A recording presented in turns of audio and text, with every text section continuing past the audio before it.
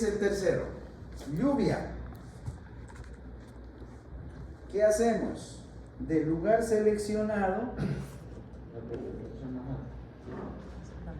ahí está. Por ejemplo, aquí yo tengo de la misma revista Weather Atlas, el caso de Guayaquil y el caso de Quito. Usted elige un lugar. Buscamos la precipitación más alta. Milagro, ¿cuánto? 438. Para Milagro tenemos una precipitación 438 milímetros. Sí, Así dice, nada más, ¿no es cierto? Claro, sí. 438 milímetros. La Weather Atlas, ese no lo pone, ¿no? Pero ese valor está por hora. Así hay que interpretarlo, ¿no? En la Weather Atlas, si trabajan con ese valor de precipitación está por hora. Si utilizan y encuentran otro documento, tienen que tratar de determinar respecto a qué unidad de tiempo. Pues algunos pueden estar en días, pueden estar en minutos directamente. La Weather Atlas le da por hora. Yo voy a necesitar ¿en qué? La precipitación 438 milímetros por hora. Una hora, ¿cuántos minutos? 60 minutos. ¿Cuánto da? 7.3 milímetros por... Exactamente. Yo necesito la precipitación en milímetros por minuto. Y para tener en milímetros por minuto, vamos a ir a la tablita a la figurita de... ¿Dónde está la lluvia? Por acá está la lluvia. Ya. ¿Qué dice la relación de la lluvia? En el eje X, ¿qué tenemos? Los milímetros por minuto. Y en el eje Y, ¿qué tenemos? Directamente el factor de corrección por lluvia, el KLL. Y la curvita, ahí tienen directamente ustedes. ¿Qué ponemos? Milímetros por minuto, 7.3. ¿A cuánto le corresponde? 7.3, ¿a cuánto le corresponde? Milagro. 0.73, 0.68 puede ser, ¿no? Sí, por ahí debe estar. 0.68. Entonces ya tenemos factor de corrección por lluvia 0.68. ¿Qué habíamos dicho del nivel de contaminación? ¿Cuántos hay? Vamos, eso ya vimos, estamos repasando. 4 niveles de contaminación definido por IEC, IEEE, la EPRI, cualquiera de ellos, solo que hay que interpretarlo. Nivel de contaminación, un niveles de contaminación.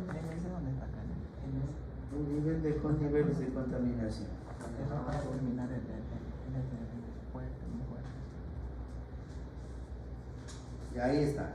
Ligera, media, fuerte o muy fuerte. Bajo, medio, alto o muy alto también, ¿no? Normalmente,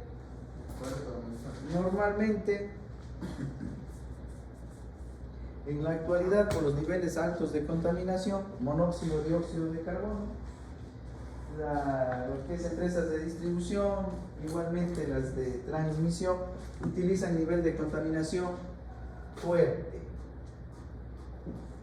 Nivel de contaminación fuerte, ¿qué significa? Un nivel de contaminación fuerte, ¿qué significa?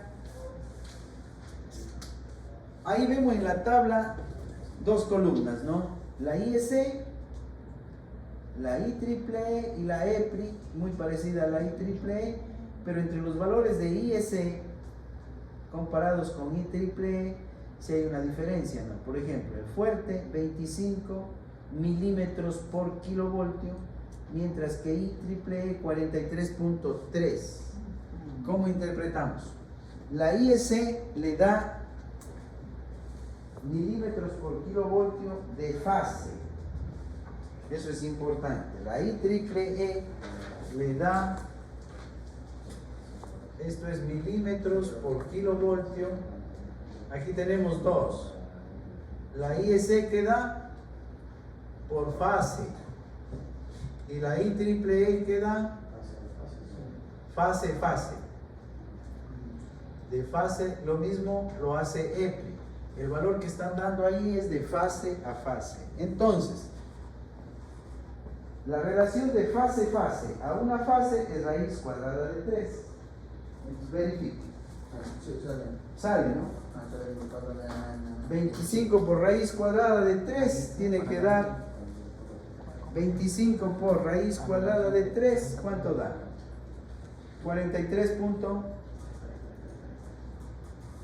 25 por raíz cuadrada de 3. 25 por raíz cuadrada de 3. Ya, ahí está. Es eso, ¿no?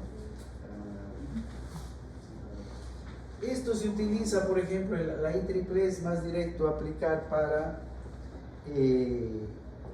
equipos de 2 bushings en donde se necesita el aislamiento de fase a fase, pero para aisladores que vamos a utilizar en líneas es suficiente con utilizar la IEC. Y si yo digo un nivel de contaminación fuerte, esto significa 25 milímetros por cada kilovoltio. Eso es todo. Entonces,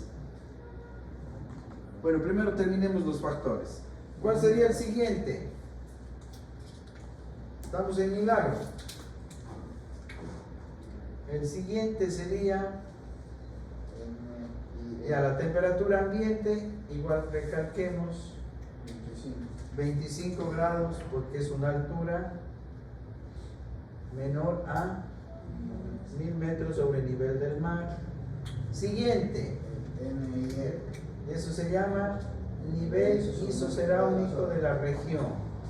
También teníamos una tablita. Vamos a chequearla nuevamente para los que no han podido venir que se igualen.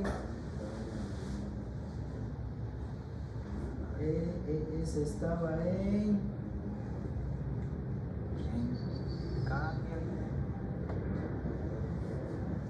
¿y dónde estaba esa? A ver, aquí de paso con las condiciones estándares también que habíamos visto.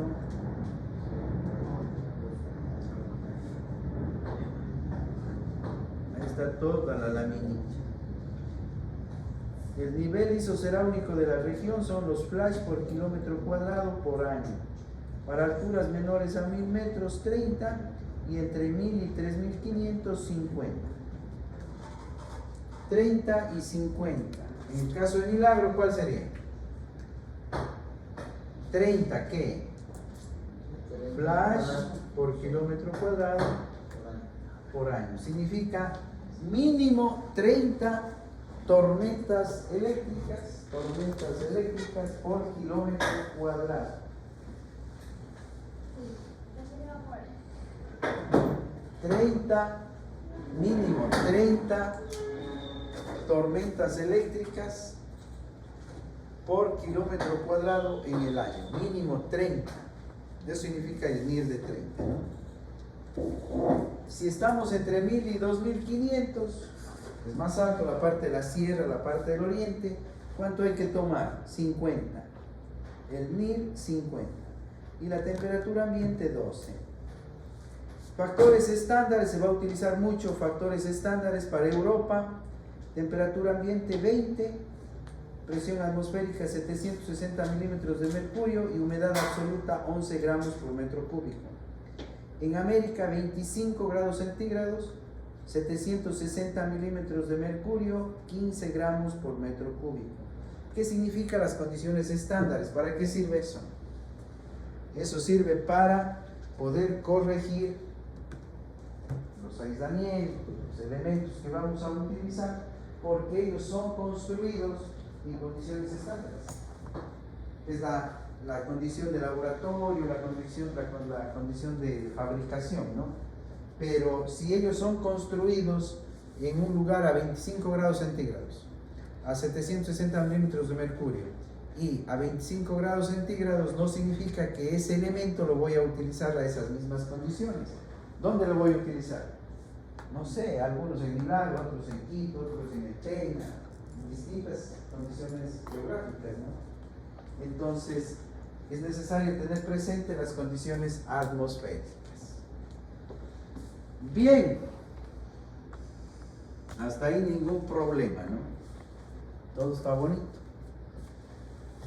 ¿Cómo es una línea de 13.800? Empecemos con la línea de 13.800. Ya, de esta manera todos deben de tener los factores ambientales. Dos lugares. El primero, Milagro, así. Necesito Ka, KH, KLL, NC, temperatura ambiente y el NI. Ya. Ese es para altura menor a 1000 metros sobre nivel del mar. Y la segunda aplicación, por ejemplo, voy a poner Ambato. Voy a hacer una línea en Ambato. Aire, humedad, lluvia, contaminación, el NIR y la temperatura ambiente. Todos debemos de tener esos dos paquetitos ahí. ¿Listos? Vamos a utilizar el mismo todo. El mismo, o sea, Milagro y Ambato, todos tenemos que tener. No. A diferencia, no, es que dice. El Ecuador es grande, ¿no? Ay, ahí sí. Esa pregunta está medio pescador, a ver si gano algo, ¿no? No, cada uno tiene su lugar. No, ya tengo hecho yo lo mismo. Milagro, Ambato, Machala, Cuenca, Durán, el Puyo, Costa Sierra, Costa Sierra. No, Alborada, dice por acá. Mande. Alborada, dice por acá. Alborada. Está la 8, ¿cómo fue? Ya. O sea, eso es indispensable tener, si no, no puede.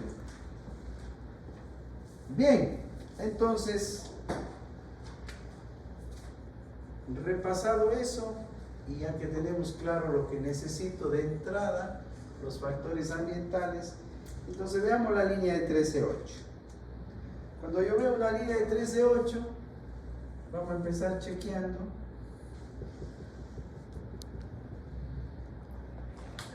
Una sencillita.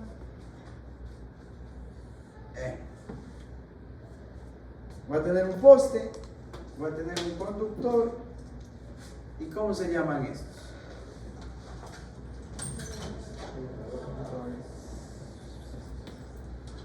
Los aisladores. Esos son los aisladores. Esos son los aisladores. La primera variable que necesito, ¿cuál va a ser? Primero, la distancia de fuga. ¿Y qué dijimos que es la distancia de fuga? Es la distancia de aquí. Desde donde termina la línea, este caminito de aquí, hasta donde está la estructura, el poste, una cruceta, donde sea, termina, pero eso ya es estructura y eso está conectada directamente a tierra. Entonces, esa distancia, ¿cómo le llamamos? Distancia de fuga. ¿Y cómo encontramos la distancia de fuga? La distancia de fuga va a ser el nivel de contaminación por los kilovoltios de fase,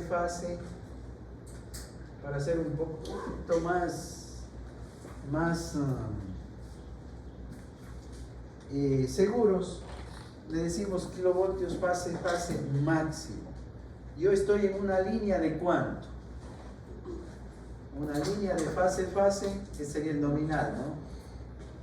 De 13.8 kilovoltios, una línea común de distribución trifásica de 13.800.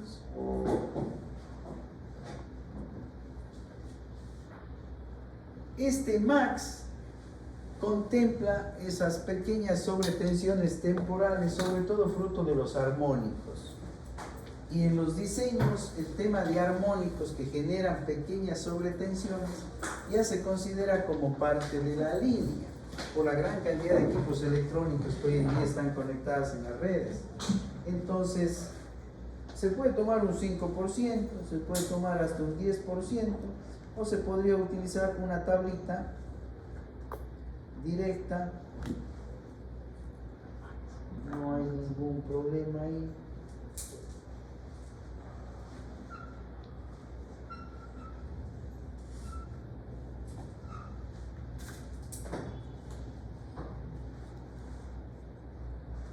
Esas tablitas de todas maneras irán capturando.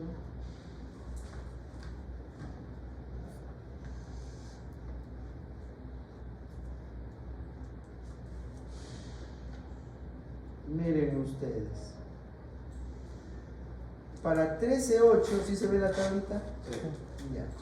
Para 13.8, la IEC 671 recomienda tomar un voltaje de fase, ¿no? Porque eso de línea a línea suele confundir con otra línea, pero se utiliza mucho esa terminología.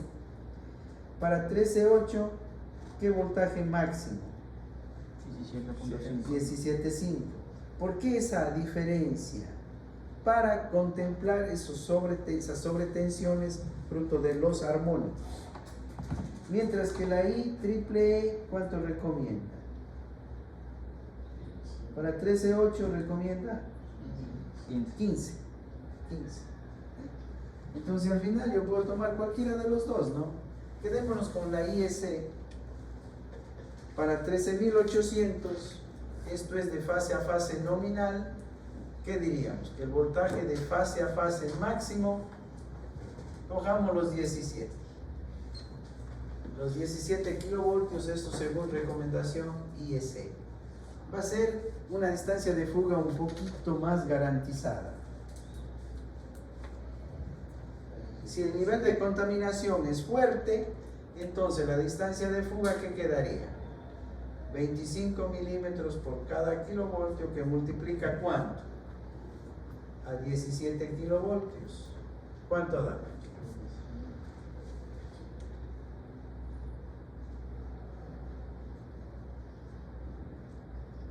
¿Cuánto da? 25 por 17. 425. 425 milímetros. Exacto. Esto según IEC. Hagámoslo con IEEE. IEEE toma 25 milímetros por kilovoltio. Para 13.8, 15 kilovoltios. ¿Cuánto le da? 375. 375. Un poquito menos, ¿no? Esto según IEEE. Ya. Bien, entonces la distancia de fuga total que yo tengo que cubrir, ¿de dónde a dónde?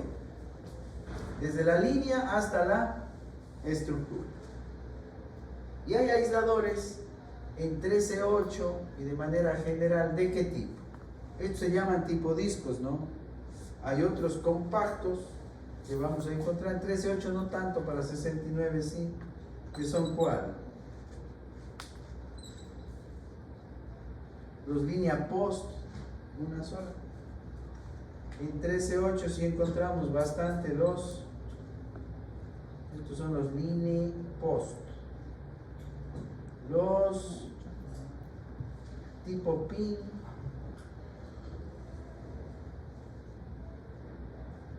mucho se utiliza en la actualidad los tipo doble, porque el tipo pin ya queda muy corto. Ya vamos a ver, ¿no? El tipo doble pin, el tipo pin, el línea post, el tipo disco. Estos son cadenas. El tipo disco, línea post, tipo pin, doble pin y para líneas en 13, 8, 69, no hay más, ¿no? Esos son los aisladores que se van a utilizar. Entonces, esto es rapidito y facilito si es que le ponen un poquito de gusto. Voy a ver empecemos a chequear a estos.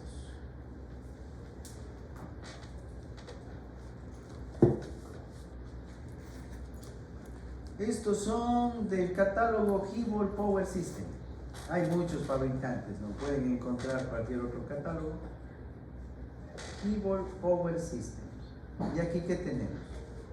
Son los aisladores de porcelana, los clásicos, tipo disco, clase ANSI, así se llaman, ¿no? Y tienen las siguientes derivaciones: clase ANSI 52.1, 52.2, 2, 2, el 3, el 3, el 3, 52.4, 52.4, 52.5, 52.5. ¿Qué significan eso? Que van a ir cambiando, ¿qué? Sus propiedades. ¿Cuáles son las propiedades de un aislador tipo disco? La altura, el diámetro, la distancia de fuga y los voltajes de soportabilidad. Y para baja frecuencia y para alta frecuencia. Entonces, entendemos uno, ¿sí está viendo? ¿Sí? Es importantísimo para su parte. Entendemos uno y ya está. Voy a dibujar así. Esto es un disco. Pero en la parte interior del disco, si alguien no ha tenido la oportunidad de conocerlo, creo que no, pero por si acaso. En la parte interior del disco no es recto completamente, sino ¿cómo es? Tiene relieves, ¿no? ¿Sí o no? ¿No? ¿No lo han visto? ¿La verdad? ¿La verdad, la verdad? Una fotito. ¿Laboratorio? Una fotito, a ver, aquí en directo. Si no lo han visto. Y en laboratorio de alta tensión, ¿no vieron? No. No, se han visto. ¿Dónde queda eso? Buena. Buena, muy buena. Una línea, qué bonito.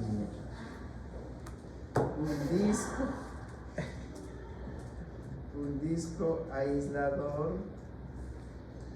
Vamos a ver un disco aislador de porcelana. Una bonita foto, ya. Vamos a buscar. Ahí está. ¿Qué más?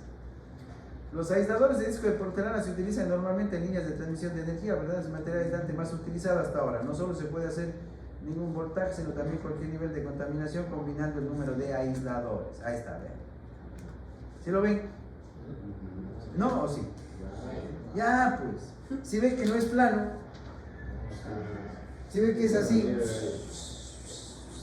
y es lo que traté de dibujar aquí. Está igualito, solo que está visto de lado. Ya, pues acá el dibujo ya es de ingeniero, o sea, ya es del catálogo.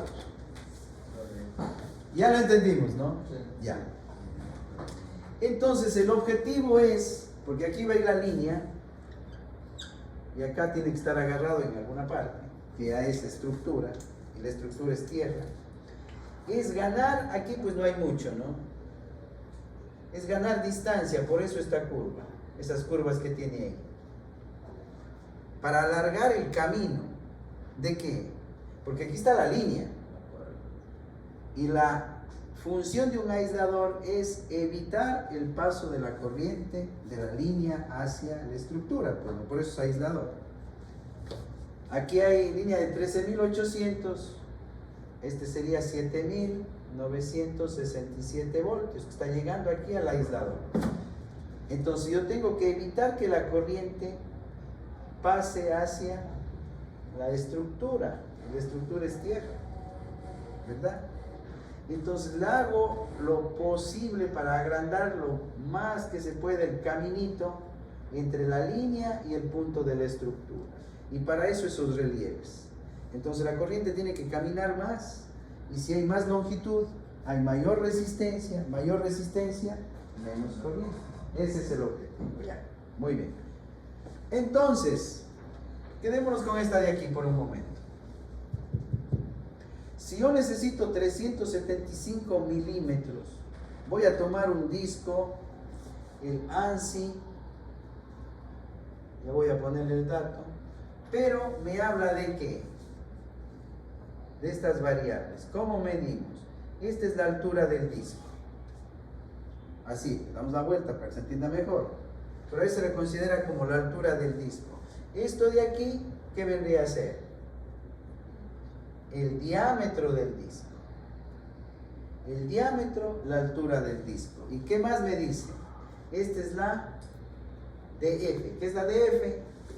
La distancia de fuga. Entonces el catálogo le va a dar la distancia de fuga del disco, la altura del disco y el diámetro del disco. Ya vimos la fotito.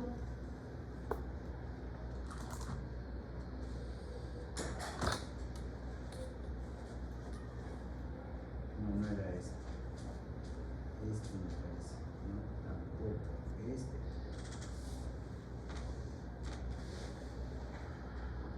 El Keyboard Power System, ¿no? Pueden descargar todo el catálogo si desean, encuentran mucha información. Aquí está la altura en milímetros, el diámetro en milímetros y la distancia de fuga en milímetros.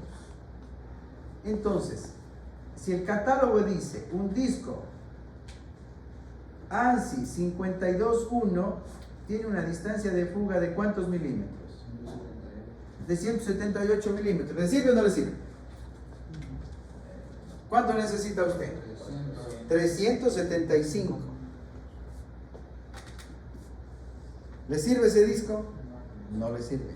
Y como no le sirve, ¿qué dice usted?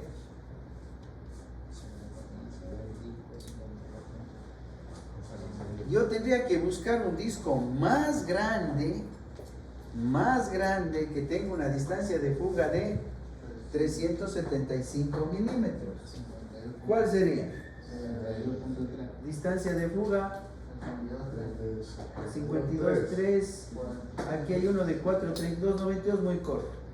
El 52.3 de 432, ¿no? El de 432, 52.3 es de 432 milímetros. Estaría aquí, cumpliría también con la de acá, un solo disco. Pero ¿cuál es el problema? Que es un disco más costoso, mucho más costoso, más pesado, y si estoy en líneas de 13.8, ustedes han visto cómo es la estructura, el postecito, una cruceta ahí que ya se cae, una cruceta de apenas 6 milímetros de espesor, 2 metros 20, entonces no es para discos de 432 milímetros de fuga, es muy pesado, habría que robustecer un poco esa estructura, entonces descartarlo. Entonces vamos a insistir con estos que son los más pequeñitos, los más livianitos, y que en costos también es más económico 2 o 3 de estos que un grandote del otro. Entonces volvamos con esa explicación al 52.1. ¿De cuánto? De 178. Y si pongo 2, 300.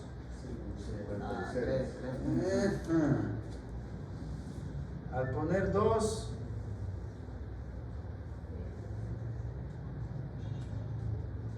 $52.1, ¿no? 2, $52.1 tendría una distancia de fuga de Total, ¿cuánto? 156. Entonces la distancia de fuga sería todo esto de aquí, hasta acá. Distancia de fuga 356 milímetros. Me está faltando un poquito, ¿no? Para enfrentar un nivel de contaminación fuerte. Líneas antiguas, las líneas antiguas se encuentran exactamente así, porque las líneas antiguas fueron diseñadas con contaminación media, y la contaminación media es de 20 milímetros, y 20 por 15, 300. Si yo hago la línea para contaminación media, el nivel de contaminación sería 20 milímetros por kilovoltio. 20 por 15 kilovoltios, 300. Y dos de estos es 356, perfecto. Quedaban esos dos discos. Pero en la actualidad, que en los diseños piden nivel fuerte, yo puedo utilizar el siguiente, un poquito más grande. El 52.2. Y 2 de 52.2. ¿Cuánto? 2 de 52.2. Una cadena de 2 discos 52.2. Me presenta una línea de fuga, una distancia de fuga de ¿cuánto? Total, las dos. 420 milímetros. Y usted como ingeniero se quedaría tranquilo y contento porque está dándole está cumpliendo con las dos, ¿no? Con IS e IEEE. Para un nivel de contaminación fuerte, 2 discos 52 12, ¿no? Con 2 discos 52.2, listo. Pero si tengo un proyecto donde ya los aisladores están, cualquier cosa puede pasar, y se mantiene con el 52.1, usted tendría que ponerle un tercer disco. Te va a complicar la mecánica. Entonces normalmente no encuentras eso. ¿Qué es lo que haces? Pones un tercer disco 52.1 y encuentran líneas con 3 discos 52.1 o 2 discos 52.2 tipo disco, una cadena. Esto ya es una cadena, ¿no? Una cadena. ¿Se comprendió cómo interviene la distancia de fuga? Ahora, pero si yo no quiero utilizar los tipo discos, no quiero hacer cadenas, eso es para estructuras en retención, así se llama, ¿no? Pero si yo quiero hacer estructuras pasantes, así, y aquí colocar el aislador pasante, la línea pasa, esta pasó por sobre el aislador, ya, ahí pasa la línea por sobre el aislador, y entonces ahí tengo que utilizar los tipo pin, aislador tipo pin. Tampoco lo conocen, ¿verdad? ¿Pongo foto o no pongo foto? Sí, Se nos va el tiempo. 3 horas. A ver, veamos un disco, aislador, tipo pin y doble pin.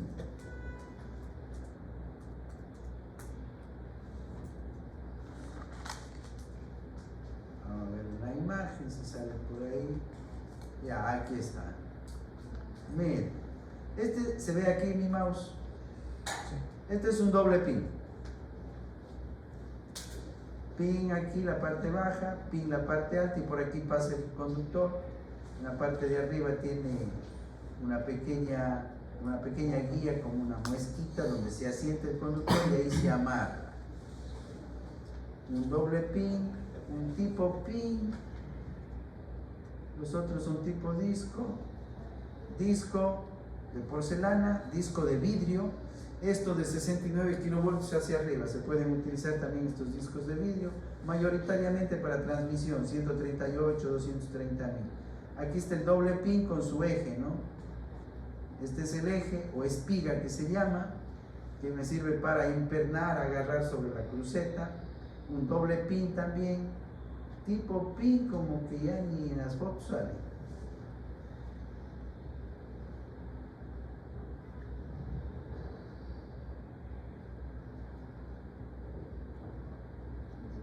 Este es un tipo pin, solito, pequeñito, ¿no?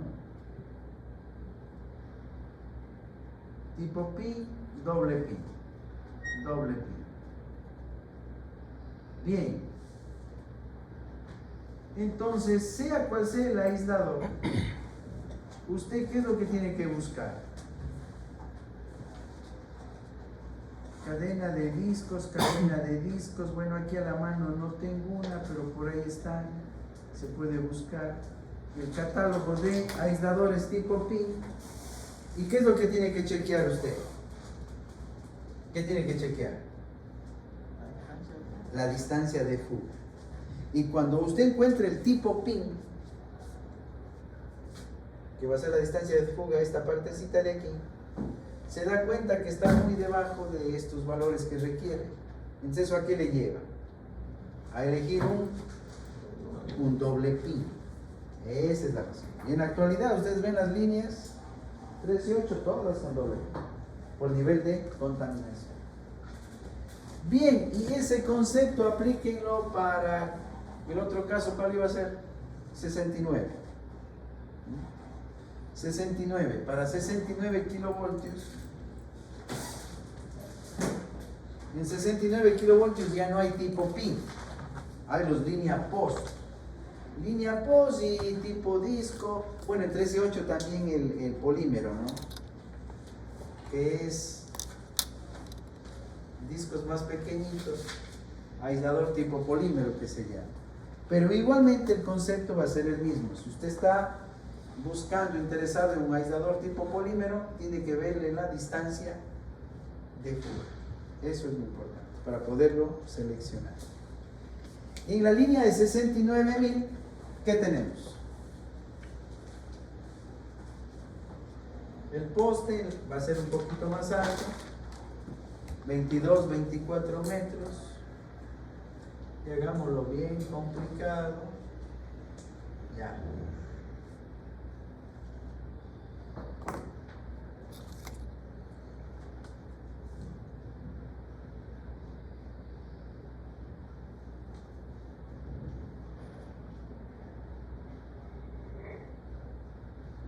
Ahí está.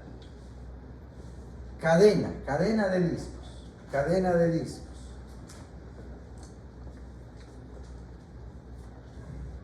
Pero a usted lo que le interesa es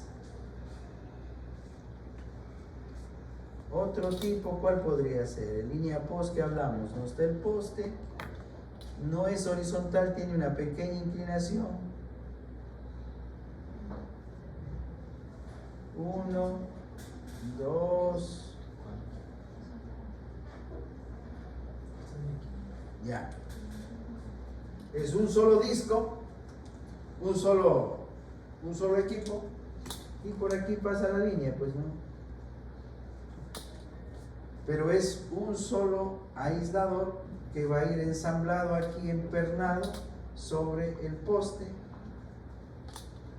hacia afuera del poste, y por ahí se agarra la línea. Esta es una línea post. Estos son cadena de discos. Polímero también se puede utilizar en 69. Un tipo polímero. Cuando están en brazos así, verticales, este sistema se llama suspensión, suspendidos. Pero también podemos encontrar así, ¿no? También se encuentran así.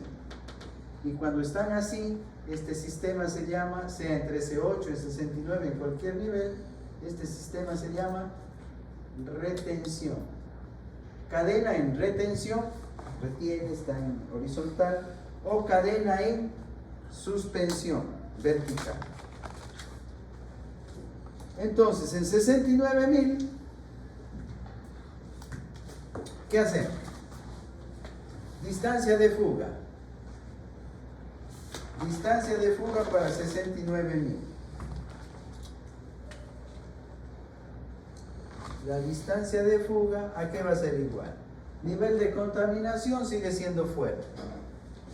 25 milímetros por kilovoltio, que multiplica ¿qué? A voltaje de fase máximo. Para una línea de 69, tanto IEEE como IEC le recomienda 72.5.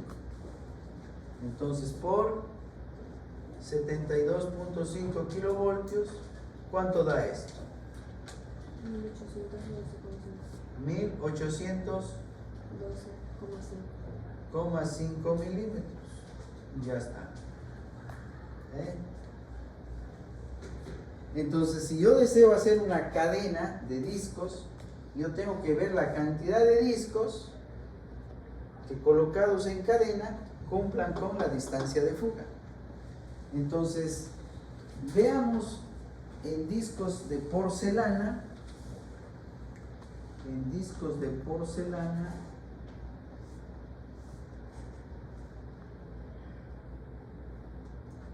¿cuál podría ser?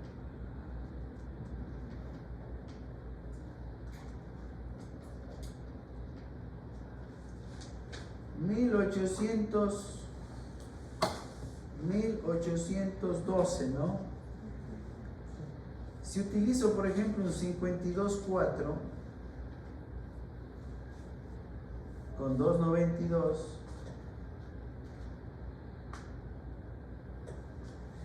mucho, ¿no? Utilicemos el 52.3, 4.32. ¿Cuántos discos necesitaríamos?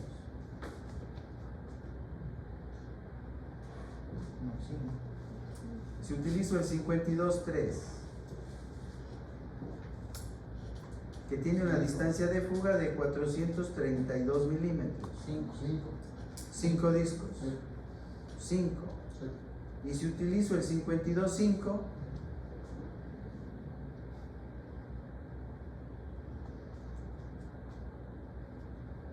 ¿cuántos?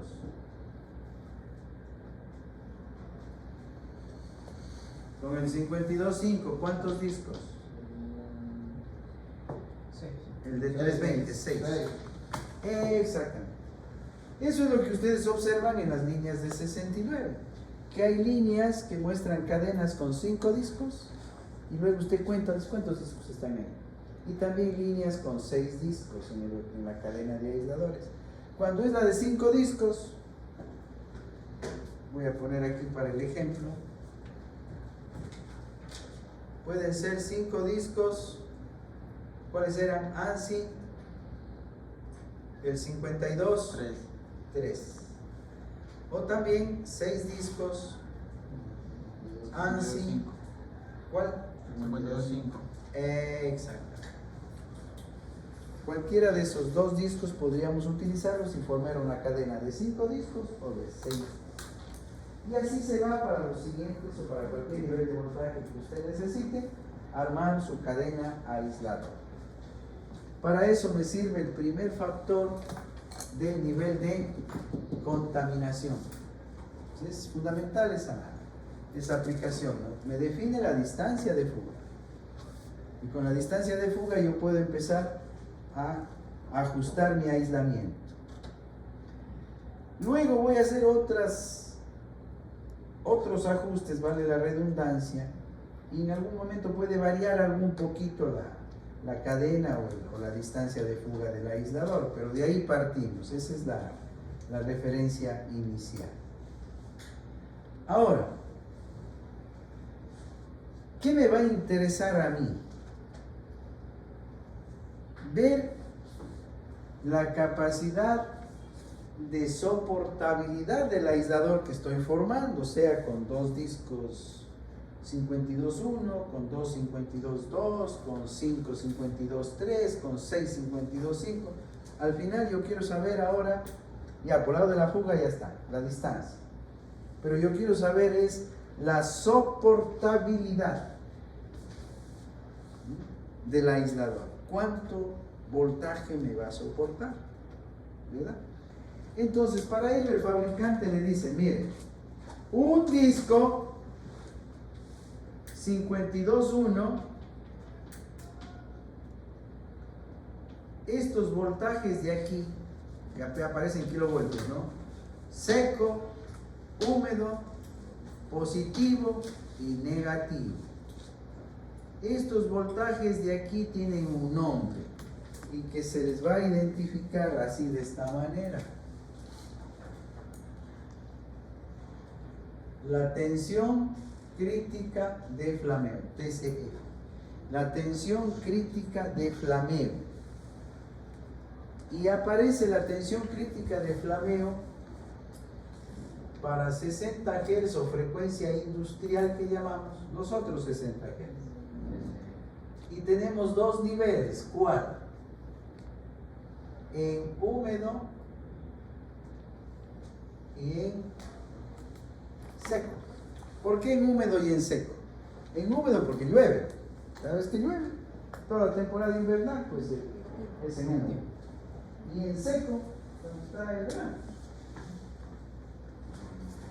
Y entonces el fabricante dice, la tensión crítica de flameo, ¿de quién? Empecemos con 1, del 52.1. Para entender uno, entendemos el resto.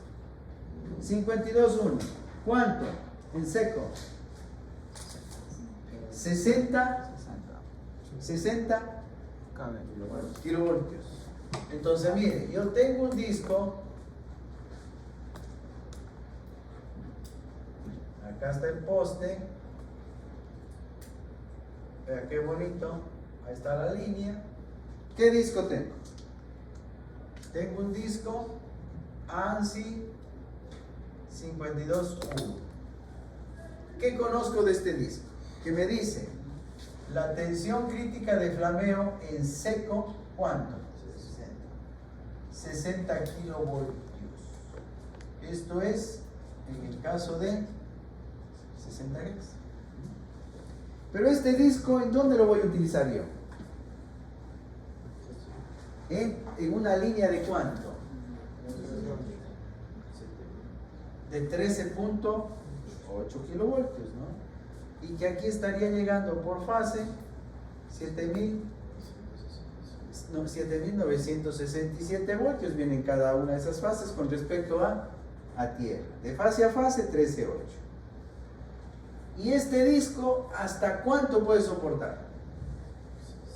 Hasta 60 kilovoltios. 60 dice, ¿no? Tensión crítica de flameo en seco, 60. En el tiempo del verano, un solo disco puede soportar hasta 60.000 voltios. Nominalmente o normalmente, ¿cuánto llega aquí? 7.000, o sea, 60.000. Está ahí, pues madre, sobradísimo. Bastaría con un solo disco. ¿Sí se da cuenta, no? Pero ¿y si llueve? Y cuando llueve, ¿qué dice? Húmedo.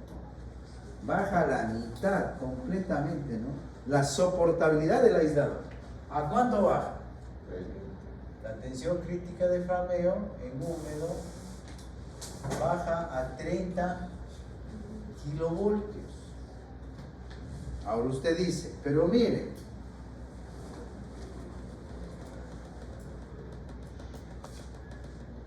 si la línea es de 7.000, la fase, y él puede soportar hasta 30 kilovoltios,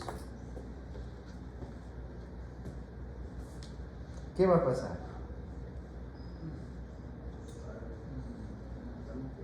Está bien, ¿no es cierto? Porque la línea es de 7.000 y él puede soportar hasta 30.000 voltios. Entonces, no va a haber paso de corriente de la línea hacia la estructura. Por supuesto, estamos, como dice el compañero, estamos bien. No hay problema.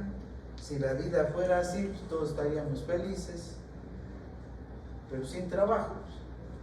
Pero como la vida es complicada, la vida es difícil, y gracias a eso tenemos trabajo. ¿Por qué? Porque aquí aparecen, ¿qué van a aparecer? Ay, ay, ay. Los picos. Es parte de la vida de las líneas, los sobrevoltajes. ¿Y cuál es el primer sobrevoltaje que yo encuentro? ¿Cuáles son? Los top. ¿Qué significa ese primer sobrevoltaje que puede aparecer en cualquier línea? Los sobrevoltajes temporales, los top. Yo mismo les muestro una laminita y rapidita para que vean algunos ejemplos de top. Segundo sobrevoltaje que puede aparecer, ¿cuál? El de maniobras o switcheo. Pucha, cada vez que se abre, se cierra un interruptor por ahí, un pico de voltaje. Tercero, aquí entran las grandes ligas, las atmosféricas inducidas. Las armónicas son todo.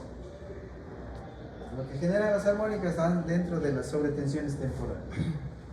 Y un pico súper más alto, ese sí se va llevando todo lo que encuentra. Los picos de voltaje son las atmosféricas de impacto directo. Cuando le cae un rayo a la línea, olvídese. Un mega. Un voltaje de 1 megavoltios va a aparecer. Cae el rayo cerca de la línea, 1 kilómetro, 2 kilómetros. Cerca de esta línea, ¿qué va a inducir? 300, 400 kilovoltios, un pico de voltaje en la línea, ¿no? Induce, porque el rayo es corriente, un pulso, es corriente variable al final, ¿no? Y genera un campo variable conductor, ley de Faraday se induce voltaje. ¿Está bien? Entonces el aislador no solamente tiene que soportar el voltaje nominal, sino él va a recibir ¿qué? Esto es parte de la vida de la línea. Imposible decir que no haya sobretensiones temporales. Fallas a tierra, la misma índice del transformador, cada vez que energizamos, están aquí, están acá. Las armónicas, ¿cómo controlamos las armónicas? Muy difícil. Tanta electrónica, todo lo que es cuestión electrónica genera armónicas. Como digo, las maniobras de esta misma línea, a la salida de la subestación tiene un interruptor, conecta, desconecta, energiza, desenergiza la línea, genera un pico. ¿Cómo controlamos la electricidad atmosférica? No hay cómo. O sea, estos 4 grupos de sobrevoltajes siempre existirán en las líneas. ¿Siempre? Y si ellos existen siempre, ¿qué va a pasar? El aislador tendrá que hacer desfreno. Y está lloviendo. Está crítico el aislador. Está crítico. Y está lloviendo. ¿Cuánto soporta él? 30 kilovoltios. 30 kilovoltios. Y viene cualquiera de estos picos y si supera los 30 kilovoltios, ¿qué va a pasar? Cuando llegan las atmosféricas, pues son altísimas, ¿no? Es imposible que la aguante. Supongamos que llega un pico tipo temporal o tipo maniobra, un piquito ahí de pequeño nomás, de 35 ya. Llega un piquito de 35, ¿en cuánto aguanta? En 30. ¿Qué sucede? Se va a producir un fenómeno que llamamos flameo. Entonces, como él ya no aguanta, él aguanta solo hasta 30, llegó a 35, se genera este fenómeno llamado flameo, que no es otra cosa que ya no, el objetivo del aislador es evitar que pase corriente de la línea hacia tierra. Ese es el objetivo del aislador. Pero como ya superaron su soportabilidad, entonces la corriente generada por este voltaje, ¿qué va a hacer?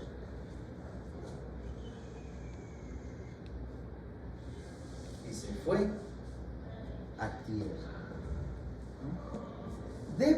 A este fenómeno le llamamos como, esto es corriente, ¿no?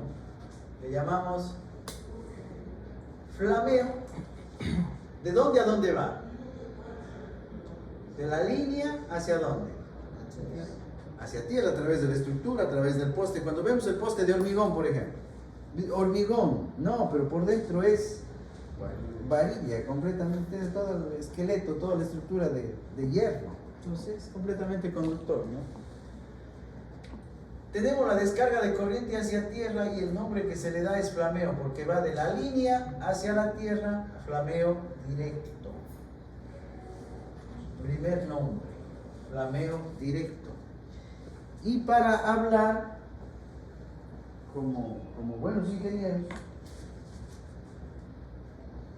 se dice es el efecto flash over. Flash over. Flash over. ¿Y qué es el flash over? Porque se encuentra en los manuales, se encuentra en los catálogos. El flash over es el flameo directo. ¿Y qué es el flameo directo? El paso de la corriente ¿de dónde a dónde? De la línea hacia ti. ¿Por qué? Cuando el voltaje que llega al aislador supera su nivel de soportabilidad. Y las sobretensiones que van a llegar lo van a superar. Imagínese, usted dice, pero llegó un pico pequeñito de 35.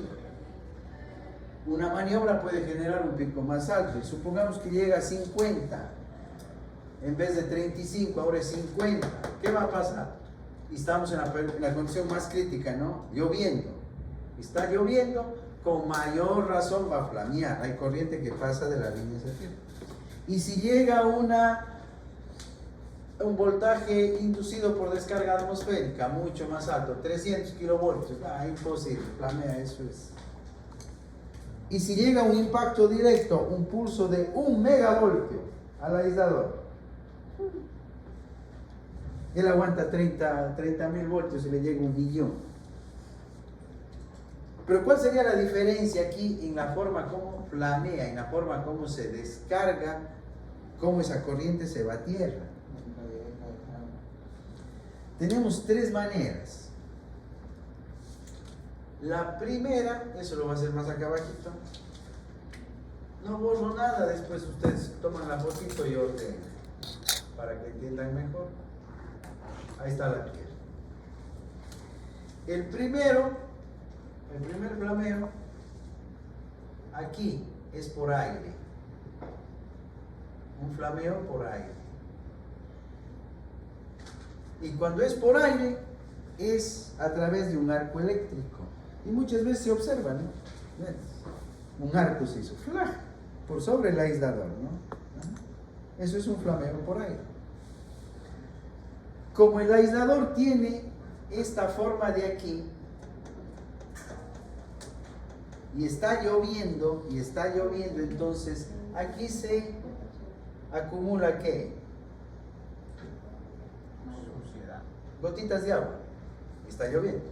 Justamente en el valle de estos relieves se acumula la gotita de agua. Y cuando sucede una sobretensión y se va a generar un flameo por aire, la corriente ioniza el aire y el aire se vuelve conductor. Mientras va pasando la corriente por el aire genera pues una temperatura alta.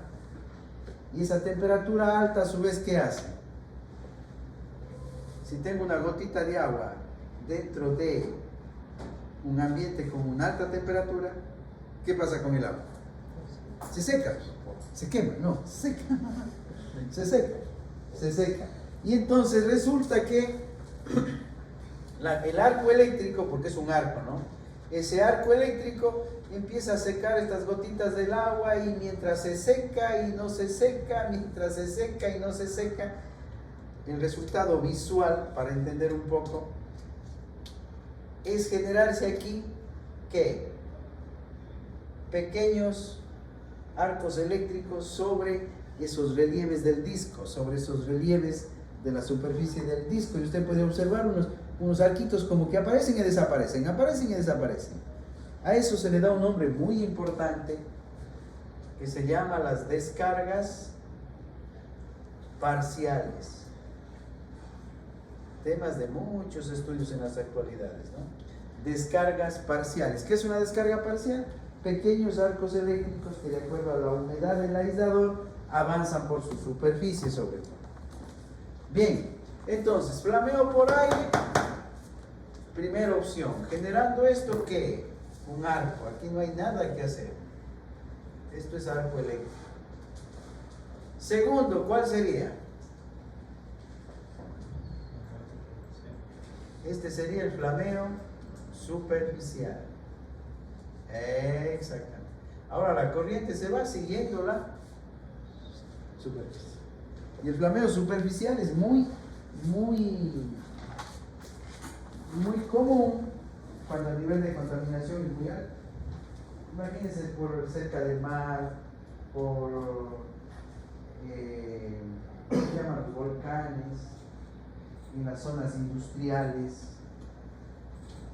calderas, calderos, monóxido, dióxido de carbono. Todo eso, ¿en dónde se deposita? Aquí, toda esa contaminación se deposita en las superficies del aislador. Entonces, si hay toda esa contaminación en la superficie, esa contaminación ya forma una pequeña, como una membrana, ¿no? Una película que facilita el paso de la corriente. Facilita el paso de la corriente. El primer mantenimiento, el mínimo, sin saber nada, ¿qué sería? Lavar los aisladores, ¿no? Hay que lavar los aisladores para limpiar esa superficie, esa capa que se va generando en la superficie del aislador, porque eso va a producir flameos superficiales.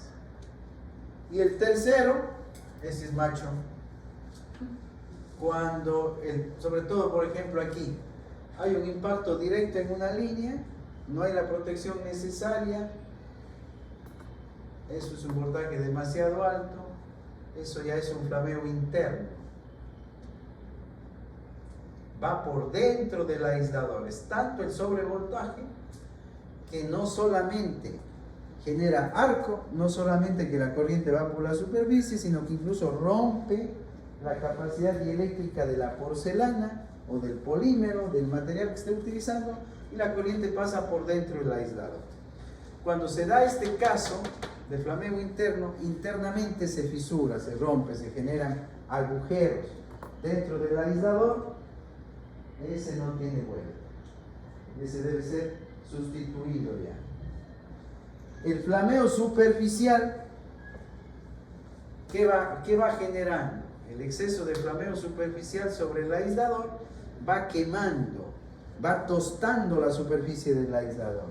Y ese efecto de ir quemando, de ir tostando la superficie, va a su vez también disminuyendo su capacidad de aislamiento. Y va a llegar un momento que usted deba reemplazar. Bien, entonces, pero yo necesito chequear un poquito esto ya con...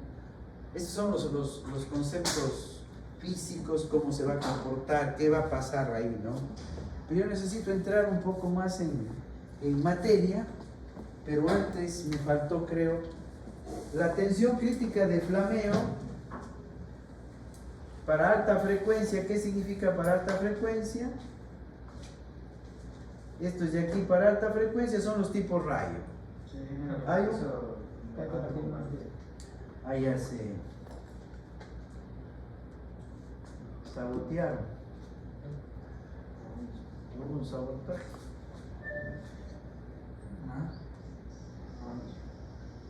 Ajá.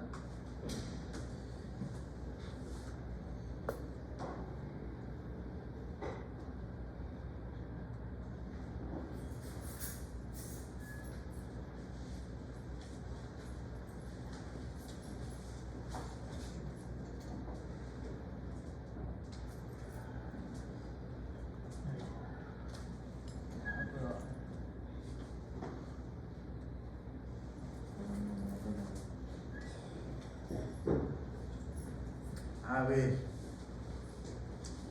estaba viendo un aislador ANSI 52. Ahí estamos, ¿no? Sí, confirmo. Sí. Aislador para alta frecuencia, ¿qué tiene? La tensión crítica de flameo para rayo positivo y para rayo negativo. Eso sí. el 90% de la actividad electroatmosférica estudiada y analizada para aplicaciones de ingeniería eléctrica radican en rayos negativos. Se deja un 10%, entendiéndose que eso es lo que se registra, un 10% para rayos positivos. Y si me dice 100 kilovoltios, aquí es indistinto, no hay seco ni húmedo. 100 kilovoltios, ¿cómo interpretamos? Que un disco ANSI 521 puede soportar un pulso, un pico tipo rayo, ¿de cuánto? De 100 kilovoltios, un disco. ¿Y cómo es el pulso tipo rayo? ¿Cómo es el pulso tipo rayo? No todavía. ¿La senoidal cómo es? ¿Sí se acuerdan la senoidal? Ya, así es la senoidal, es cierto. ¿Está bien? Ya vamos a repasar, de cero. Estas top, ¿cómo serán? Las top siguen siendo de 60 Hz. Entonces, los sobrevoltajes temporales, ¿cómo son? También senoidales. Y los sobrevoltajes de maniobra ya no son senoidales. Estos ya no son senoidales. Estos son pulsos. Bien bonitos, así. Un pulso bien bonito. Y se define como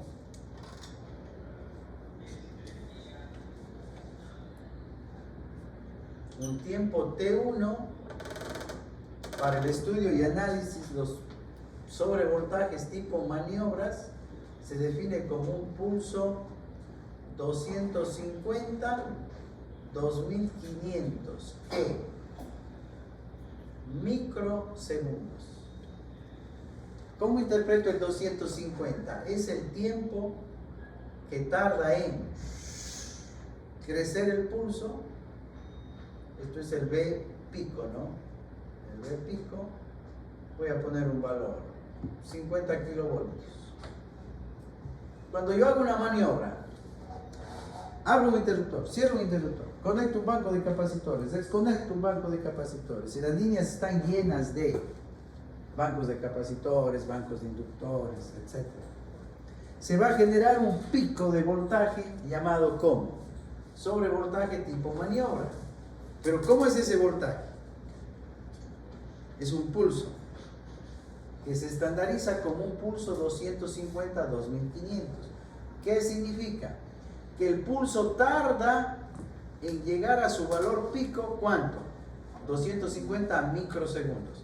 Y luego empieza a caer exponencialmente hasta los 2500, este punto de aquí, y aquí alcanzó el 50%. Si el pico es 50 kilovoltios, cuando llegue a 2500 microsegundos, ¿qué voltaje tendré? 25 kilovoltios. Ese es el pulso. El pulso, a este tiempo se le llama frente de onda y a este se le llama el tiempo de cola. Y este es el pulso de voltaje para maniobras. Este es para maniobras, ¿no? Y usted dirá, ¿y para corriente cómo será? Lo mismo. El mismo tipo de pulso para corriente tipo maniobras, pero este es corriente. Y el pulso se define 30, 60. Ahora, este es el pulso 30, 60 microsegundos. Lo que debo recordar es, en 60 Hz, ¿qué tengo? Senoidal, voltaje y corriente, fin, se acabó. Y el senoidal lo tengo en el voltaje nominal y para todos los que son las top. Es cuestión de ver rapidito una listita de ejemplos de casos que generan sobretensiones temporales. Luego vienen las maniobras, y hay una listita ahí de maniobras de ejemplos, nada complicado. Lo importante es entender el tipo de cómo es la forma del voltaje generado por una maniobra. Es un pulso estandarizado en 250 a 2500 microsegundos. Para el voltaje y para la corriente es un pulso estandarizado en 30, 60. Y para el tipo rayo, para estas de acá, cualquiera de las dos. Para voltaje el pulso es bien cortito, ¿no? 1.250, ¿cómo lo interpreta? 1.2 de frente de onda y 50. No le ven. No le ven. ¿No? Ya mandé a unos niñitos a hacer los pulsitos como para que vean ustedes.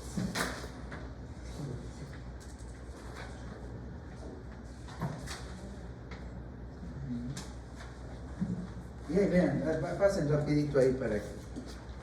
Ahí están los pulsos. Esas son las fuentes, ¿no? Esas son las fuentes. Niños de primer grado. Ustedes ya están Están haciendo pulso. grandes, Están adultos. haciendo pulso, ya. Por eso ya pasamos un poco. Pásense a los compañeros para que vean. 1.2 significa el frente de onda, ¿no? Es decir, imaginemos un voltaje tipo atmosférico de 500 kilovoltios. ¿En qué tiempo alcanza el pico máximo, los 500 kilovoltios? Vamos. En 1.2 microsegundos. Y empieza a caer rápidamente. Y cuando pasa por el 50% de los 500 kilovoltios, el 50% sería 250 kilovoltios, ¿cuánto tiempo ha pasado? ¿Cuánto tiempo ha pasado? 50 microsegundos. Micro. Por eso que la energía, o sea, el voltaje del rayo como tal es de alta energía, porque la corriente es alta, pero el voltaje es tan cortito, un pulso tan pequeñito. Eso para voltaje. Y para corriente tipo rayo,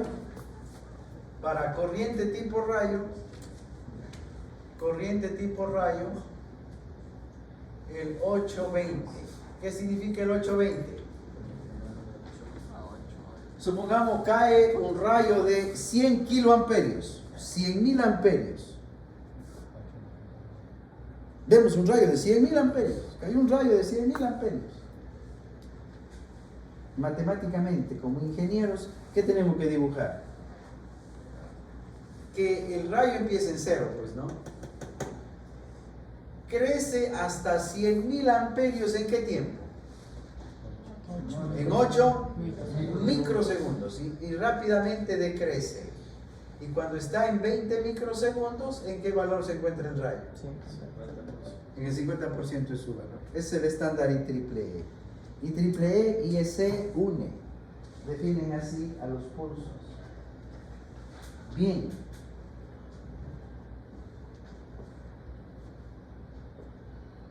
Entonces, cuando me dicen a mí, atentos, en este caso, ese catálogo que estoy utilizando ahí no me da información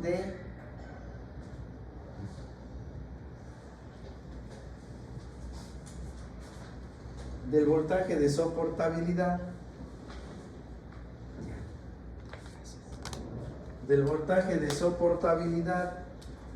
del aislador al impulso tipo maniobra, a los sobrevoltajes tipo maniobras. No me dice nada, solo me da información respecto a qué, a los sobrevoltajes temporales, es decir, a los de 60 Hz en condiciones húmedas y secas, y directamente pasa ¿a dónde? ¿A dónde pasa? A los tipos rayo. Y me dice, un disco, ¿cuánto me soporta? Un disco, ¿cuánto soporta? Un disco, ¿cuánto soporta? No, tipo rayo. Alta frecuencia. No. Alta frecuencia, tensión crítica de flameo. 100 kilovoltios. El catálogo dice, este disco de aquí, yo le garantizo, está hecho pruebas, se ha producido de esa manera, así está construido, él puede soportar 100 kilovoltios de un voltaje de alta frecuencia. ¿De cuál estamos hablando? De los tipos rayos. Entonces, él puede soportar hasta 100 kilovoltios, ¿qué? ¿Una senoidal? No. No. Muy bien. ¿Qué pulso puede soportar hasta 100 kilovoltios? ¿Por qué pulso? La de alta frecuencia. ¿Cuál? La de alta frecuencia. ¿Pero cuál? Tipo radio. ¿Pero cuál? No. Estamos hablando de voltaje. Él puede soportar este de aquí, miren. Un pulso de 100 kilovoltios pico que crece en qué tiempo? En 1.2 microsegundos y que decrece, aquí está fuera de escala, ¿no? Y cuando llega a 50 microsegundos, él se encuentra en el 50%, 50 kilovoltios. Un pulso de voltaje de este tipo, él puede soportar, indistinto si es en lluvia o en seco. Un pico de 100 kilovoltios puede soportar este disco. Ahora,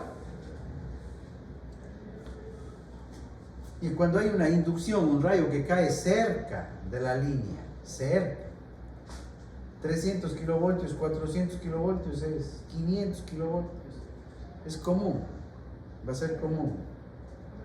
Entonces, si por la línea viene 500 kilovoltios, ¿y él cuánto puede aguantar? 100. ¿Qué va a pasar?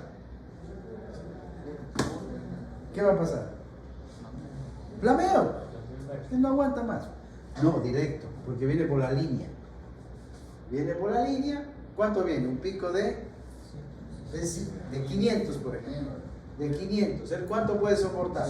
100. 500 mayor que 100, entonces se genera el flameo. No aguanta. Flamea el aislador. No aguantó ya.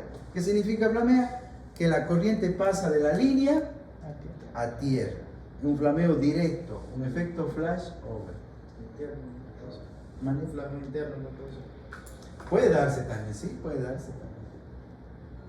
El flameo interno puede, claro, habría que ya modelar mejor y entrar dentro del aislador a calcular para ver si hay o no flameo interno. Pero de que hay flameo, hay flameo. Interno, superficial, por aire, es imposible, o sea, supera la soportabilidad del aislador. Ahora,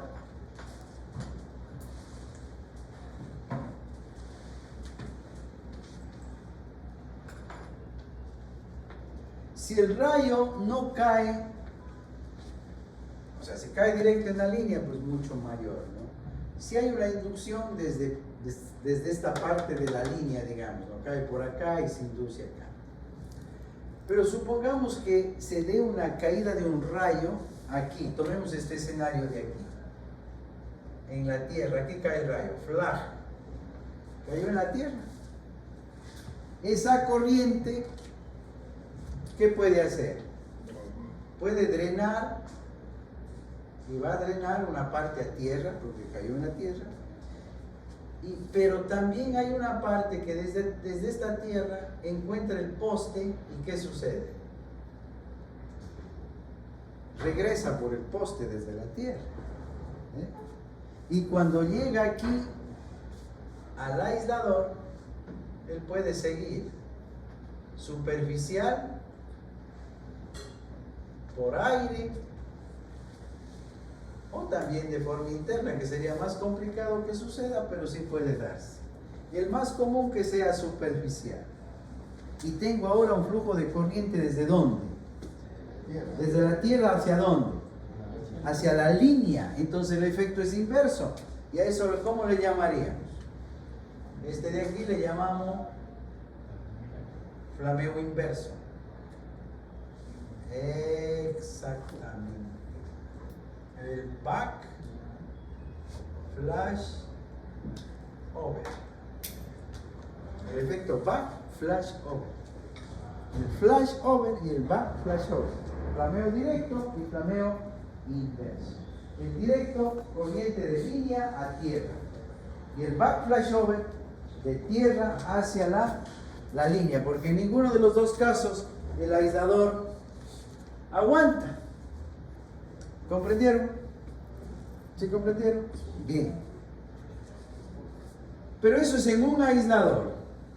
Cojamos el ejemplo que hicimos acá bonito. Y si son dos aisladores, ¿qué va a pasar?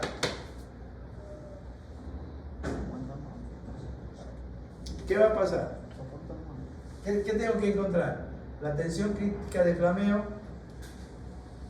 en seco, tensión crítica de flameo en húmedo. ¿Qué más? La tensión crítica de flameo de rayo positivo, tensión crítica de flameo de rayo negativo. Y estoy haciendo dos discos ANSI 52.1. Aquí analicé un disco ANSI 52.1. Acá son dos. ¿Qué pasará con estas tensiones? Si son dos. Uno, ¿qué hace? En seco 60 kilovoltios, en húmedo 30 kilovoltios a 60 Hz para las top. Y si son dos, ¿qué pasará? No es lineal la distribución de voltajes dentro de los aisladores. Entonces ahí algunos valientes sí se meten a hacer ese estudio, ¿no? Pero mientras ustedes hagan ese estudio, se puede utilizar pues con tranquilidad, con seguridad. Aquí vamos a ver una cadena. Es preferible en ese caso trabajar con el catálogo, ¿no?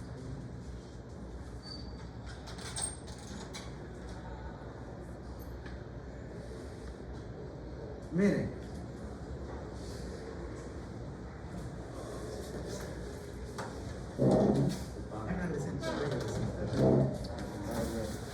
Miren. ¿Qué tenemos aquí? Cadenas de discos ANSI 52.1. La cadena de discos ANSI 52.1. El mismo que utilizamos aquí. Pero yo en mi análisis puedo utilizar dos discos 52.1, tres discos 52.1, cuatro discos. ¿Sí?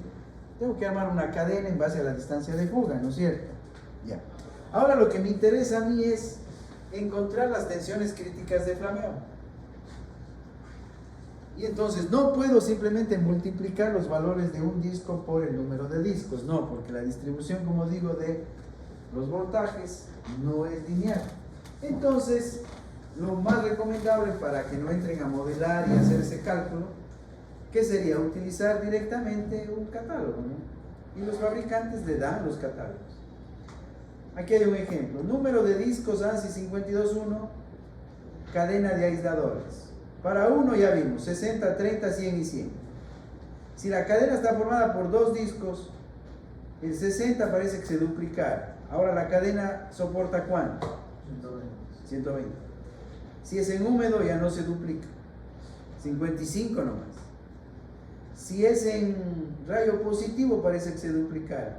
Si es en rayo negativo ya no se duplica, 190 kilovoltios. Y si la cadena tiene tres discos, 175 el dry o seco que se dice, ¿no?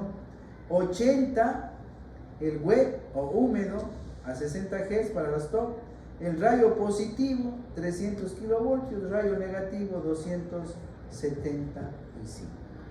Así va a funcionar las cadenas o aislamiento en general.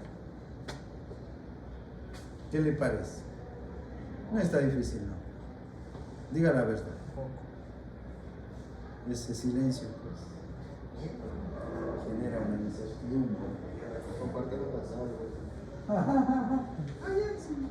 Eso hay bastante.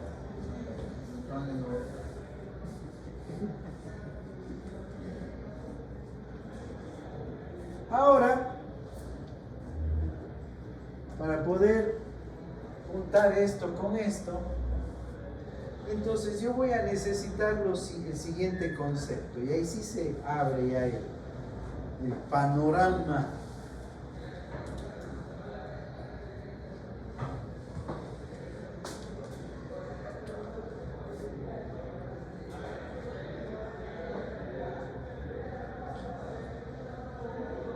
Un disco, dos discos, lo que sea, ¿no? Eléctricamente es esto de aquí.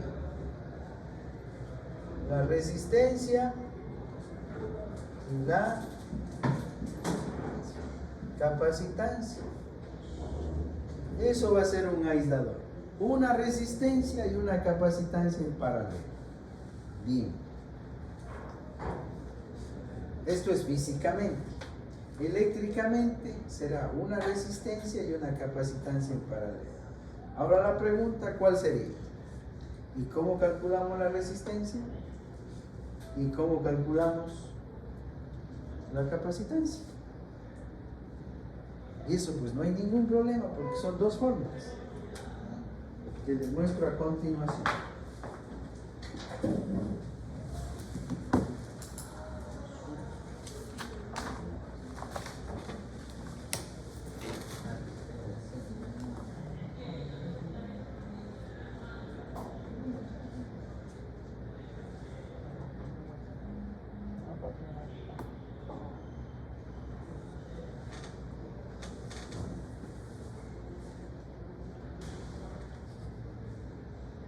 Les va a servir, ahí están las 4 ecuaciones, le van a servir de una vez, un solo dolor. Aquí aparece una Z característica, esto es para encontrar la impedancia de la estructura del poste. Esta es la resistencia del aislador o de todo el aislamiento que vamos a utilizar, la capacitancia generada por el aislamiento. Y este es el voltaje de soportabilidad que va a tener el aislador para descargas de alta frecuencia. Entonces vamos. ¿Qué dice la resistencia? Resistividad eléctrica del material dividido para 2pi distancia de fuga multiplicado por el logaritmo natural de 2 veces la distancia de fuga dividido por el radio. El radio geométrico del aislador en metros, la distancia de fuga en metros, la resistividad eléctrica del material en ohmios por metro.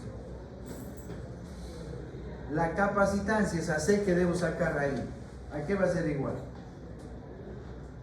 A la permitividad relativa del material. ¿Cuántos materiales tenemos? Aquí. Materiales utilizados para hacer aisladores. Tenemos porcelana y vidrio. El polímero 13.869.000. Todos son o porcelana o polímero, no hay más. En tipo pin, en tipo disco, en tipo línea post, tipo subestación, lo que sea, o es cerámica, porcelana o polímero. Sobre los 69, para ya ir a transmisión podemos utilizar vidrio. Y no hay más, ¿no? Estos son los 3 materiales que se utilizan. Entonces necesitamos la resistividad de cada uno de estos materiales en ohmios por metro, y también necesitamos la permitividad, la capacidad del material para polarizarse, eso es la permitividad, y si se polariza entonces genera el efecto capacitivo. La resistividad propia genera la resistencia y la capacidad de polarizarse genera el efecto capacitivo del aislador. Y eso lo vemos aquí, en la permitividad relativa. Esos valores necesitamos. ¿Qué más me pide la ecuación? La distancia de fuga ya sabemos cómo calcular. Depende del aislador que esté utilizando, la distancia de fuga. Si voy a un disco ANSI 52, ¿cuánto era un disco? No, 1. 52.1, ya no sé dónde estaba. 52.1, 356 para 2, 178. 178, ¿no? Esa sería la distancia de fuga de un disco. Y si quiero hacer de toda la cadena, 356, la distancia de fuga. ¿Qué más?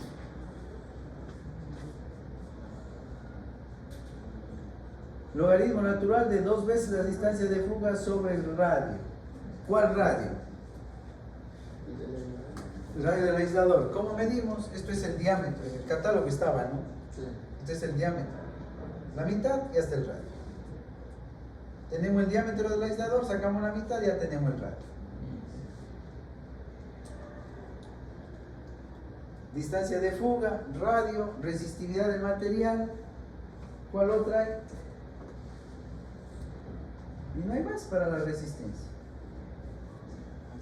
Para la capacitancia, ¿qué necesito?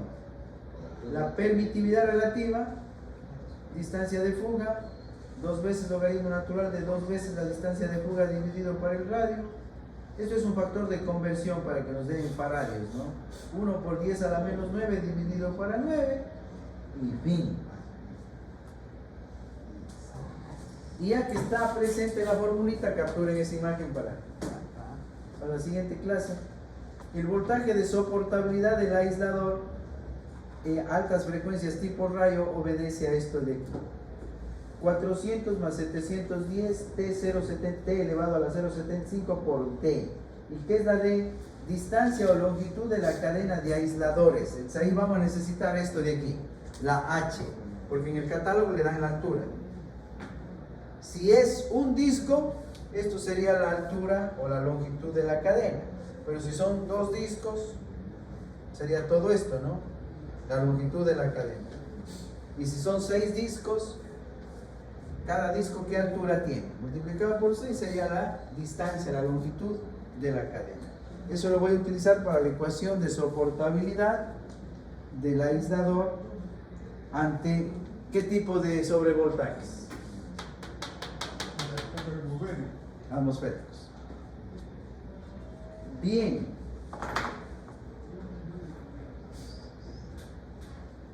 A ver, permítanme.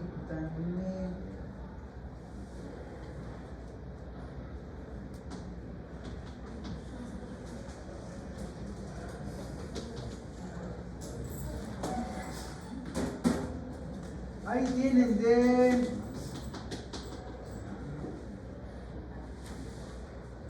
estos valores de resistencia y capacitancia, no le hagan caso porque es de otro ejemplo. La resistividad, miren, la resistividad de la porcelana, ¿cuánto? 7 por 10 a la 12 ohmios por metro. Y la permitividad relativa de la porcelana, ¿cuánto? 6. La del polímero, la resistividad del polímero, 1 por 10 a la 16 ohmios por metro, y la permitividad relativa del polímero 2.2.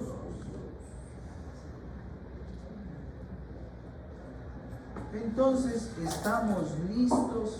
¿Ya anotaron esos valores? ¿Capturaron? Ya. Estamos listos para hacer un trabajo bien chévere, así como les gusta a ustedes. Y vamos a empezar poquito, despacito.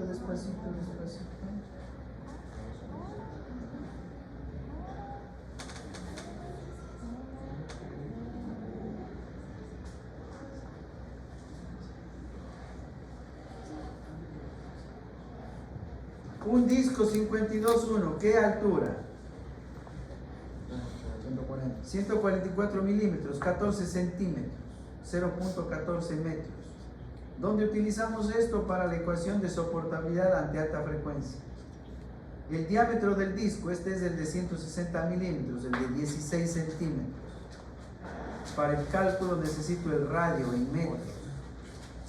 La distancia de fuga, 178. Bien, entonces yo voy a requerir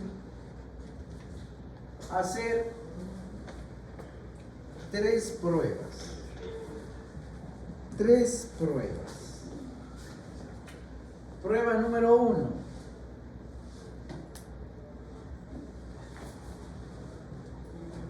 Voy a tomar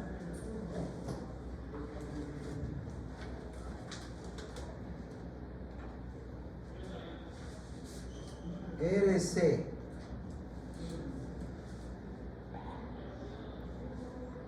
para el disco, o sea, vamos a trabajar primero ¿con qué disco? El ANSI 52.1, un disco, uno. Voy a encontrar su equivalente eléctrico, la resistencia y la capacitancia. ¿Y cuál sería la primera prueba? La tensión crítica de flameo. a 60 Hz, ¿no? ¿Y usted qué diría? Aquí hay dos opciones. Opción A,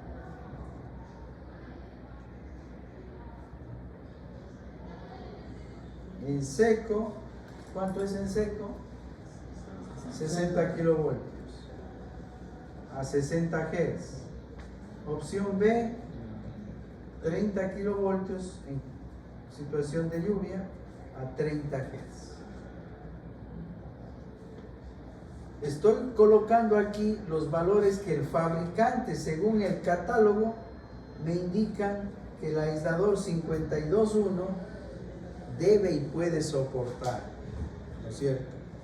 Entonces, encuentro la resistencia, encuentro la capacitancia y voy a calcular la corriente que entrega la fuente. ¿Qué más?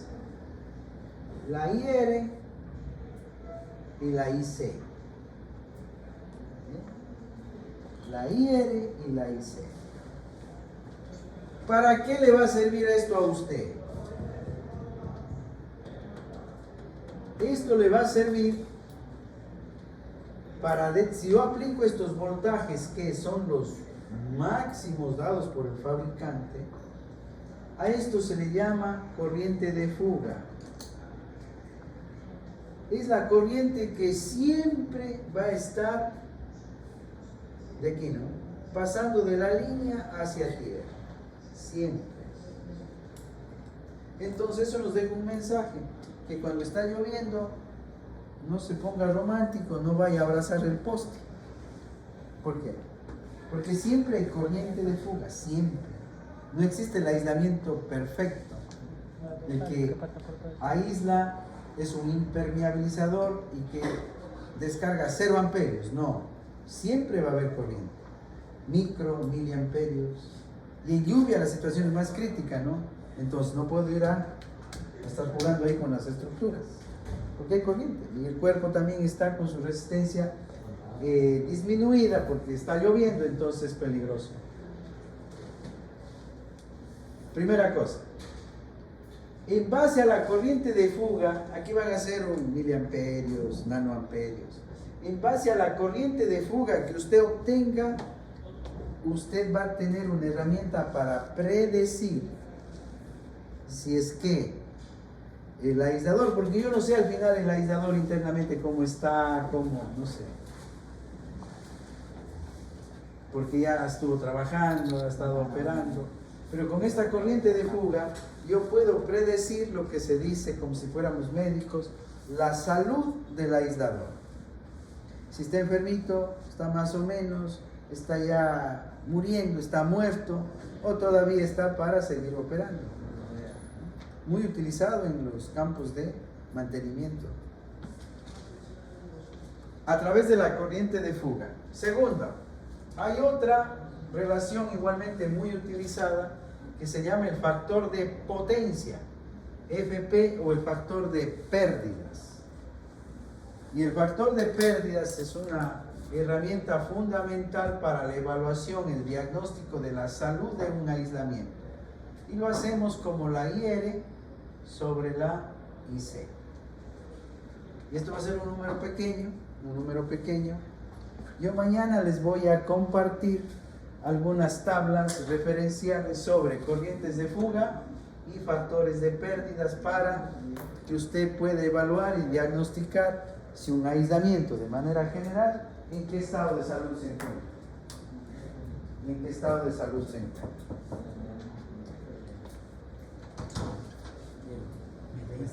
Sí. Estaba por llamar.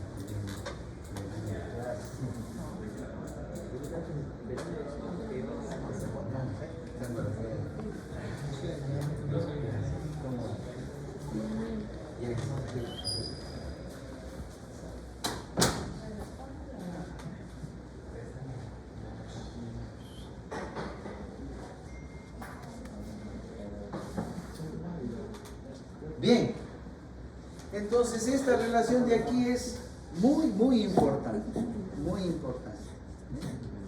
La relación del factor de pérdidas del aislador, la IR sobre la IC. y hasta hoy día dejémoslo ahí para que puedan hacer un solo ejercicio, para que no quede en el vacío, pues, ¿no? Entonces, determinemos la resistencia y la capacitancia del aislador disco ANSI 521, y si ya tenemos las dos, podemos sacar la impedancia, le aplicamos 60 kilovoltios a 60 Hz, determinemos corriente de fuga, IR, IC y factor de pérdidas. Luego, ¿qué le va a tocar hacer? Por eso hoy hacemos la suavita nomás, porque están cansados, aburridos. Pero luego, ¿qué le va a tocar hacer? La número 2. ¿Y cuál va a ser la número 2? La prueba número 2. Vamos a ir con, a pesar que no tenemos referencia del fabricante, pero sí podemos hacer una estimación, ¿no? Un tipo maniobras. ¿Pero qué fuente tengo que aplicar aquí? Un pulso. ¿De cuánto? ¿Pulso de cuánto? 250, 2500. Exacto. Y aquí tengo la resistencia y tengo la capacitancia. Pero como esto es pulso, entonces aquí debemos de tener un poquito de precaución. ¿Cómo calcular las corrientes? La IR, la IC y la corriente de fuga. Esta es la de fuga. La IC, ¿cómo la calcularíamos aquí? Acá podemos sacar la impedancia y sacamos toda la corriente. O simplemente la IR, el voltaje sobre la resistencia, la IC, el voltaje sobre la reactancia capacitiva. La reactancia capacitiva 1 sobre omega C, y fin. Pero y acá ya es un pulso, 250 a 2500. ¿Cómo sería la manera de sacar IC? Corriente en un capacitor. Vamos, corriente en el capacitor, ¿cómo sacamos? A la capacitancia por derivada del voltaje respecto al... Eso. Ajá. Y nos toca derivar ¿qué? El pulso. Ya ni sé dónde están los pulsos. Este de aquí, ¿no? Este me toca derivar. Pero como me interesa el valor pico, la derivada de este pulso, ¿qué va a ser? A mí me interesa el pico.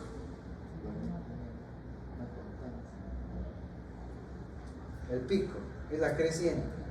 Y la derivada es la tangente. ¿Cómo crece? ¿Cómo crece? Es la derivada. La derivada del voltaje respecto al tiempo va a ser la tangente de este ángulo.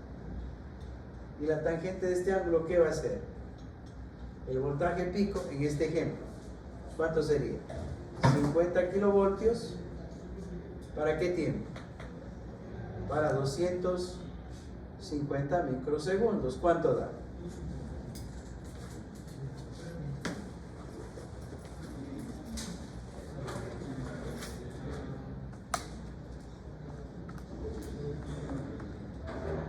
Ser 50 kilovoltios para 250, 0.2 kilovoltios por ¿seguro?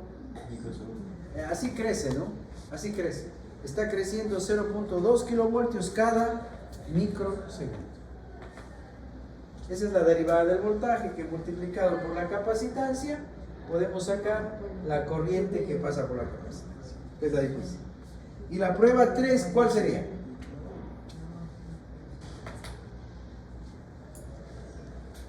Lo mismo. Resistencia, capacitancia y... Pero ahora, ¿qué pulso voy a usar? ¿Qué pulso? El 1.250 para hacer tipo rayo. Para hacer tipo rayo. Y de aquí yo sí tengo referencias. De esto estoy en el límite. Aquí, ¿cuánto le daríamos al disco? ¿Cuánto tendríamos que darle al disco? ¿Cuánto le daríamos? según el catálogo, tipo rayo, 100 kilovoltios. Aquí tenemos que darle un pulso tipo rayo de 100 kilovoltios. Y la corriente de fuga, la IC y la IR, tienen que estar dentro de los valores normalizados y estandarizados como seguros. ¿Qué significa eso? Que el aislador está bien, está sano, pues, ¿no? Lo que me queda pendiente es dar esos valores de referencia para evaluar de que el aislador esté en buen estado. Porque si tengo valores que están sobre esos resultados que estoy obteniendo, entonces significaría que el aislador está con problemas. Preguntas.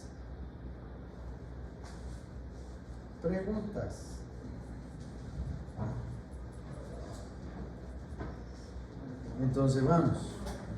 Hagamos el cálculo solo de la resistencia y la capacitancia. El cálculo de la resistencia y la capacitancia de un aislador ANSI 52U como actividad de clase haremos. Vamos, hay que entregar.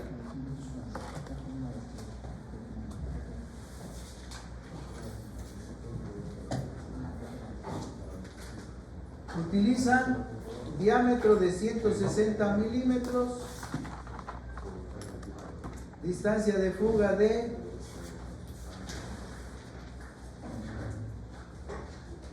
aquí pongo diámetro de cuánto, 160 milímetros, distancia de fuga 100,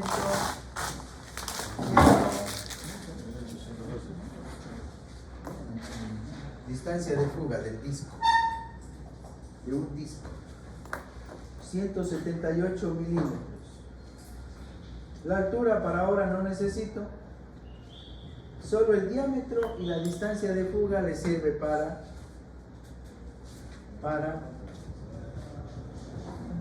utilizar en la ecuación de la resistencia y de la capacidad.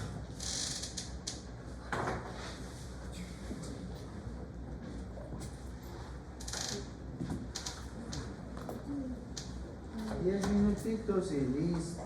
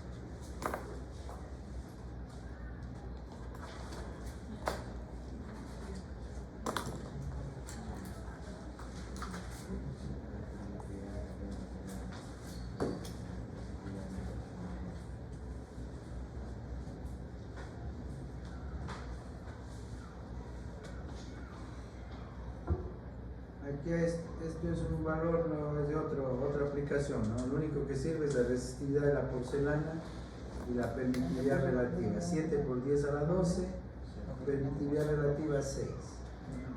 La distancia de fuga y el radio lo hacen con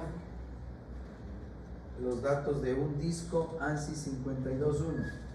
Aquí está la ecuación, resistencia y capacitancia. La distancia de fuga en metros, el radio en metros.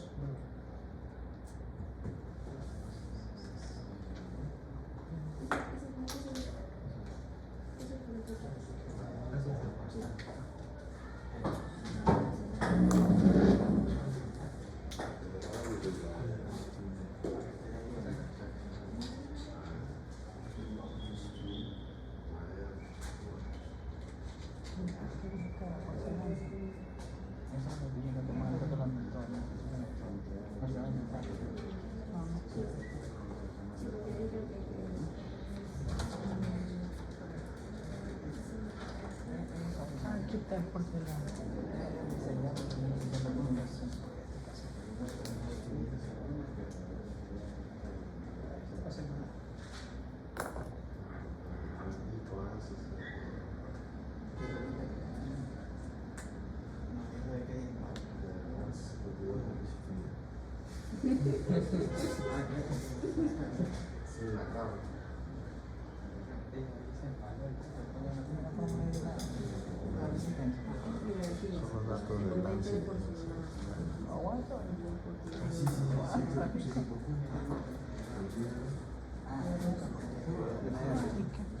Hay que entregarlo, ¿no? No, llévatelo a tu casa, recuerda. Hay que entregarlo.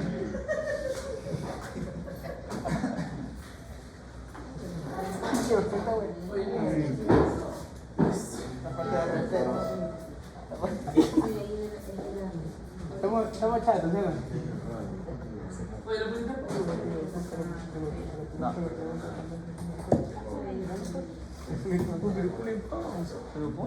Ese era mi